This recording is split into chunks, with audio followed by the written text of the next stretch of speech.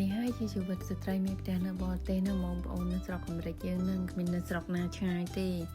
ព្រលឹមឡើងមកក្រៅពីគេងមកគឺបើកទូទឹកកកឲ្យរៀបចំសាច់អីឆ្អឹងអីត្រីអីអញ្ចឹងយកមករៀបចំមកហើយព្រោះពេលរសៀលទៅវានឹងលលីទឹកកកអស់យើងចាប់ដើមស្លដូចខ្ញុំអញ្ចឹងឥឡូវនេះនិយាយទឹកកកខ្ញុំចាប់ដើមស្ងោរឆ្អឹងជំនីជ្រូកជាមួយនឹងស្ពៃជ្រូកនៅពេលដែលរៀបចំស្ងោរហ្នឹងគឺបើកភ្លើងតិចចោលអញ្ចឹងទៅហើយនេះជាត្រីសម្រាប់បងព្រោះប្តីខ្ញុំក៏ញ៉ាំសាច់ជ្រូកទេញ៉ាំតែត្រីអញ្ចឹងបងមកដុំឲ្យគាត់ទៅហើយក៏ងាកមកស្រាយកញ្ចប់ផ្គាហ្នឹងដើម្បីដាក់លាងទឹកយកទៅបំពងម្សៅឲ្យកូនហើយនេះជាម្សៅវឹកយកហ្នឹងទៅបងប្អូនហើយក្នុងហ្នឹងមួយមុខដែរក៏មានឆ្អឹងជំនីជ្រូកប្រឡាក់អាំងហើយកូនស្រីនេះម៉ែហៅមកជួយរៀបចំចេញពីកន្លែងលាងចានថាដាក់ក្នុងកែទៅកូនអូខេម៉ាមីចាមកហើយបន្ទាប់ពីលាងម្សៅហើយហ្នឹងខ្ញុំក៏ធ្វើតេស្តទិញទួយទៅណាព្រោះថាម្សៅជួនកាលខ្ញុំផ្លេចទិញហើយជួនកាលទៅយើងលាយខ្លួនឯងវាអត់ឆ្ងាញ់ណាបងប្អូនទៅតេស្តវាសិនដល់តេស្តឲ្យឃើញថាអូឆ្ងាញ់បានទុកម្សៅមួយលើដល់ចិត្តម៉ោងប្តីមកបានយើងចាប់ផ្ដើមជិនទៅដើម្បីពេលញ៉ាំវាស្រួយឆ្ងាញ់ណាហើយកូនហ្នឹងការងារគាត់មិនតាន់ហើយវិលទៅវិលមកឡើងធាក់គ្នាពេញកែបងប្អូនហើយសម្រាប់ស្ពៃជ្រូកខ្ញុំហ្នឹងក៏ហើយមួយមុខអញ្ចឹងទៅបន្ទាប់មកក៏ងាកមករៀបចំឆ្អឹងជំនីជ្រូកនេះយកទៅអាំងបងប្អូនយកទៅដុតនៅក្នុងម៉ាស៊ីន oven ណាចាមកពេលស្លពេលល្ងាចមកពេលហើយនៅក្បួនមុខអញ្ចឹងទៅប៉ុន្តែធ្វើមួយមុខបន្តិចហ្នឹងបងប្អូនមានអីណាមករៀបមិនត្រូវគឺវិលដែរម្នាក់ឯងហ្នឹង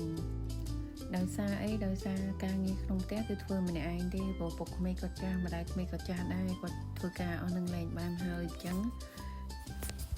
ទូនីតិស្លុកគឺនៅលើខ្ញុំទាំងអស់ហើយបងប្អូនចាឲ្យគាត់ចាងាកមកម្ហូបយើងវិញនៅក្នុងហ្នឹងក៏មានទឹកគ្រឿងមួយមុខដែរចា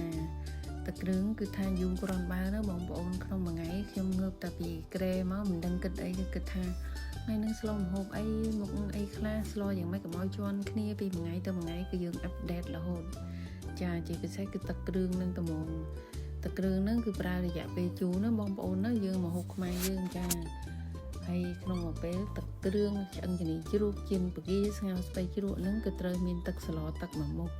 បន្ទាប់ពីញ៉ាំបាយហើយហ្នឹងកូនហ្នឹងគឺតួនាទីជូតតុកចាញ៉ាយហ្នឹងលួរៀងបញ្ញាប់ព្រោះវាអត់ចាំផងខ្លួនឯងអ្នកកាត់តណាចាហើយប្តីហ្នឹងគាត់តួនាទីជាអ្នកលាងចានហើយលាងចានហ្នឹងរៀបចំចូលទូចូលអីចឹងទៅទទួលខុសត្រូវផ្នែកចានសម្រាប់ខ្ញុំទទួលខុសត្រូវខាងជូតចក្រានលាងចក្រានព្រោះចក្រានគឺកន្លែងដែលយើងស្លហ្នឹងគឺខ្ទៀតផងប្រឡាក់ផងលើផងក្រោមផងអញ្ចឹងប្តីខ្ញុំគាត់ពិបាកជូតណាខ្ញុំមិនឲ្យជូតទេសុខចិត្តជូតខ្លួនឯងទៅពួកអីជូតវា2 3 ដងណាបងប្អូនហើយនេះនៅក្នុងការងារមួយថ្ងៃគឺមានតែប៉ុណ្្នឹងទេបងប្អូនព្រលឹមឡើងមករៀបចំកប៉ិកំប៉ុងទិញទួយហ្នឹងសម្រាប់តែពេលល្ងាចហ្នឹងដូចជប់លៀមធំអញ្ចឹងមួយថ្ងៃបងប្អូនព្រោះតែស្ល3 ទៅ 4 មុខម្នាក់ឯងរៀងគ្រាន់បើដែរណា